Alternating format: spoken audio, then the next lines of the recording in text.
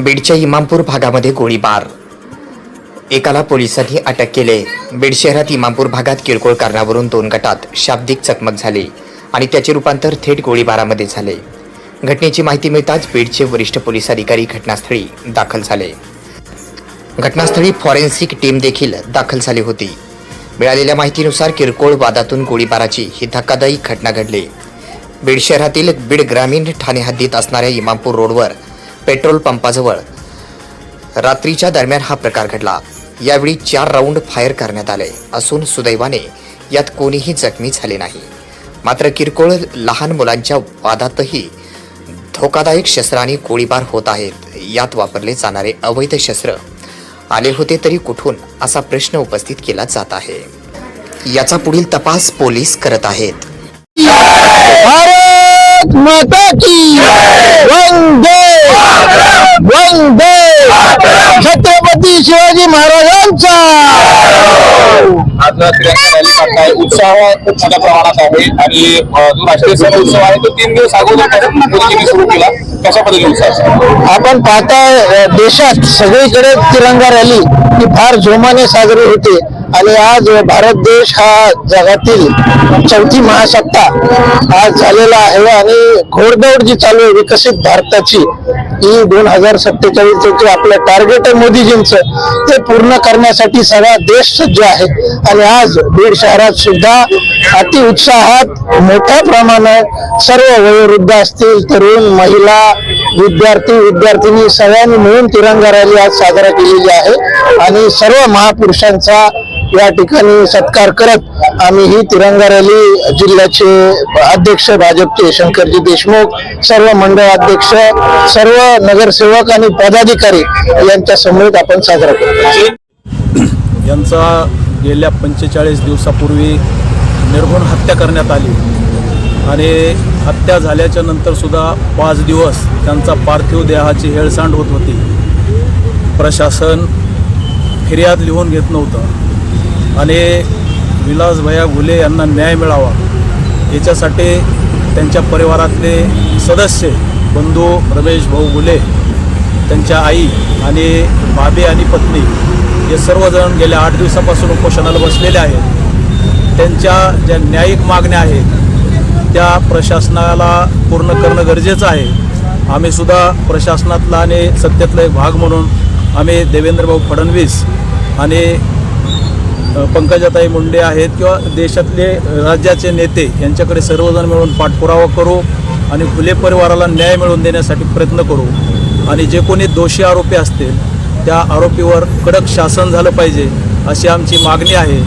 खऱ्या अर्थाने कुठलीही जात गुन्हेगार नसती किंवा कुठलाही धर्म गुन्हेगार नसतो, परंतु जे चुका करतात त्यांना शासन झालं पाहिजे आणि कायदा आणि सुव्यवस्था अबाधित राहिला पाहिजे। याच्यासाठी प्रशासनाने आणि पोलीस प्रशासनाने ताकदीने मदत करून खऱ्या अर्थाने बीड जिल्ह्यामध्ये जो बीड जिल्ह्याचं नाव महाराष्ट्राच्या पटलावर बदनाम होत आहे ते खऱ्या अर्थाने ते कमी करण्याचं काम केलं पाहिजे, एवढंच माझं म्हणणं आहे। ओके या बाळासाहेब उमरी येथे तिरड जुगारावर केज पोलिसांचा छापा, 1,28,200 रुपयांचा मुद्देमाल केला जप्त। केज तालुक्यातील उमरी येथे तिरड जुगारावर केज पोलिसांनी छापा टाकून कारवाई केली असून या कारवाईमध्ये 1,28,200 रुपयांचा मुद्देमाल जप्त करण्यात आलेला आहे। दिनांक ठाण्याचे पोलीस निरीक्षक राहुल सूर्यतळ यांना एका गुप्त खबऱ्यामार्फत माहिती मिळाली की केज तालुक्यातील उमरी येथील ओंकार किराणा नावाच्या पत्र्याचे शेडमध्ये काही इसम हे हारजीत तिरड नावाचा जुगार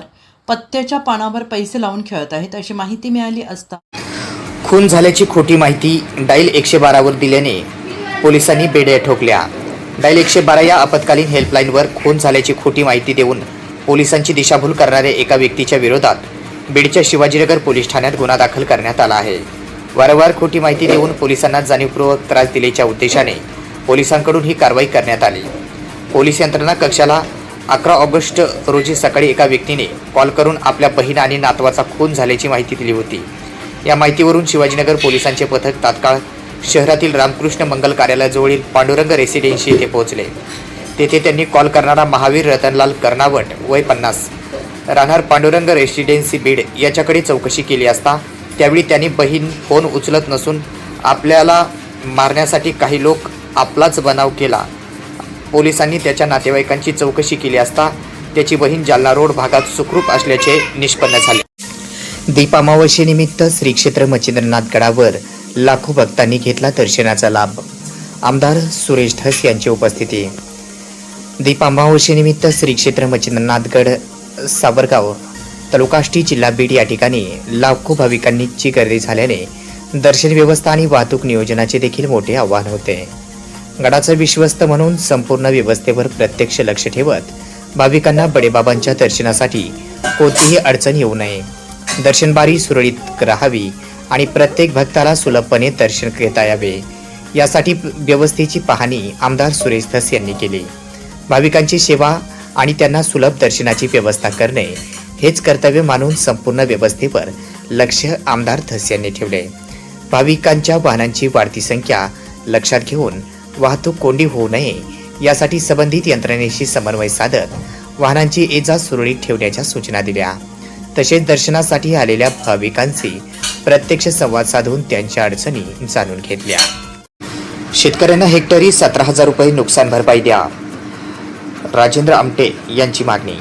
अतिवृष्टीमध्ये शेतकऱ्याला हेक्टरी 17,000 रुपये नुकसान भरपाई पीक विमा मधून मिळवून देऊ अशी घोषणा करून बीड जिल्ह्यातील पीक विमा पासून वंचित शेतकरी आहेत. शेतकऱ्यांचा पीक विमा का मिळत नाही, तात्काळ देण्यात यावा अशी मागणी शेतकरी हक्क मोर्चाचे राजेंद्र आमटे यांनी केली आहे. शेतकरी मेला तरी चालेल, पण आम्हाला कंपनीचं नुकसान होऊ द्यायचं नाही. शेतकरी जवळच्या का कंपनी जवळची, नाही तर स्पष्ट करा बाबा कंपनी आमची पाहुणी, आम्हाला शेतकऱ्यापेक्षा कंपनी जवळची. शेतकऱ्याचा हक्काचा पीक विमा हा त्याला मिळाला पाहिजे. अतिवृष्टीमध्ये बीड जिल्ह्याचं अतोनात नुकसान झालंय. कुणाची गुरंढोरं गेली तर कुणाची घरे वाहून गेली.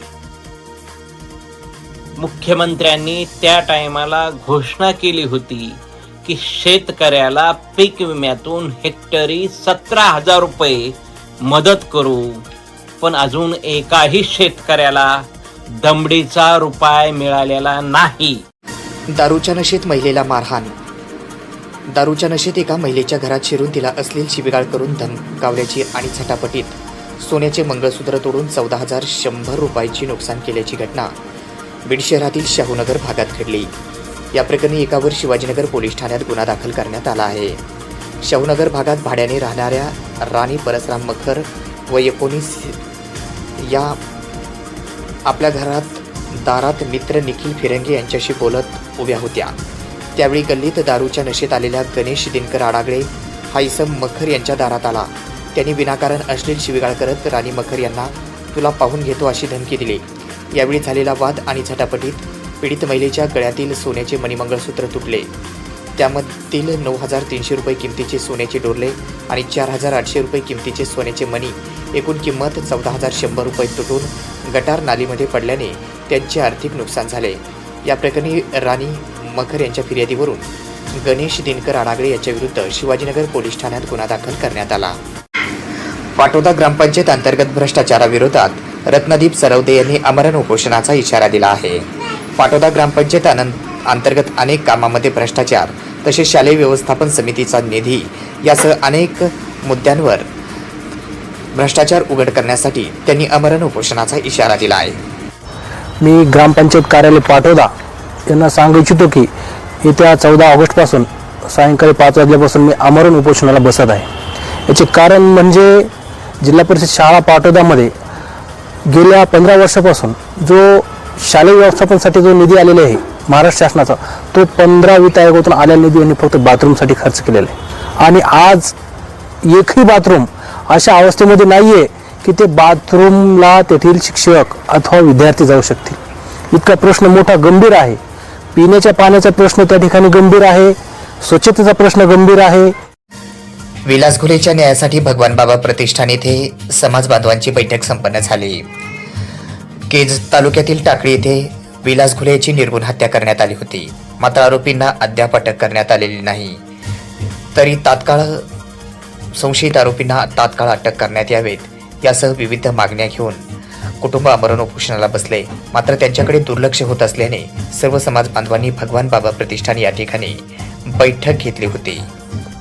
बजरंग सोनवणे खासदार आहेत ना, बीड जिल्ह्याचं नेतृत्व करतात, म्हणे आम्ही वाघ आहेत वाघ. हो मान्य आहेत, मग तुम्हाला माणसं गिळायचे, तुम्ही वाघ आहेत म्हणजे माणसं गिळायला सांगितलंय.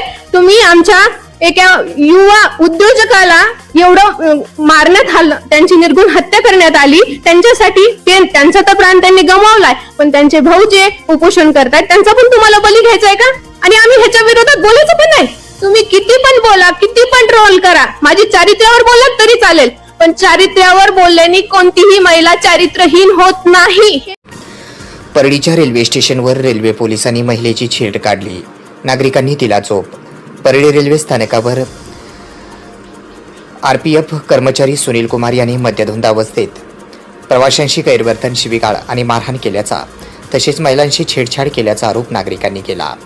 हा प्रकार रात्री 11 ते 2 वाजेच्या दरम्यान सुरू असल्याने नागरिकांनी सांगितले. संतप्त प्रवाशांनी संबंधित कर्मचाऱ्याला मारहाण केल्याची माहिती आहे.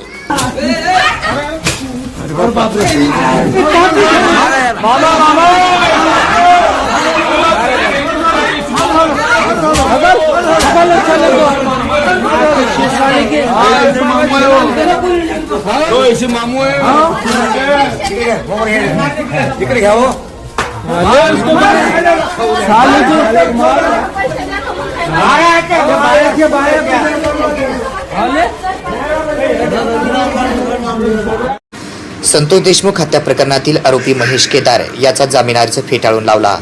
केज तालुक्यातील मस्साजोग येथील सरपंच संतोष देशमुख हत्या प्रकरणातील आरोपी महेश केदार याला न्यायालयाने मोठा धक्का दिला आहे. बीड येथील विशेष मकोका न्यायालयाने आरोपी महेश केदार यांनी दाखल केलेला जामीन अर्ज फेटाळून लावला आहे. या महत्त्वपूर्ण निर्णयामुळे पीडित कुटुंबाला न्याय मिळण्याच्या दिशेने एक मोठे पाऊल पडल्याचे मानले जात आहे. या प्रकरणात ॲडव्होकेट बाळासाहेब कोल्हे यांनी सरकार पक्षाच्या वतीने न्यायालयात बाजू मांडली होती.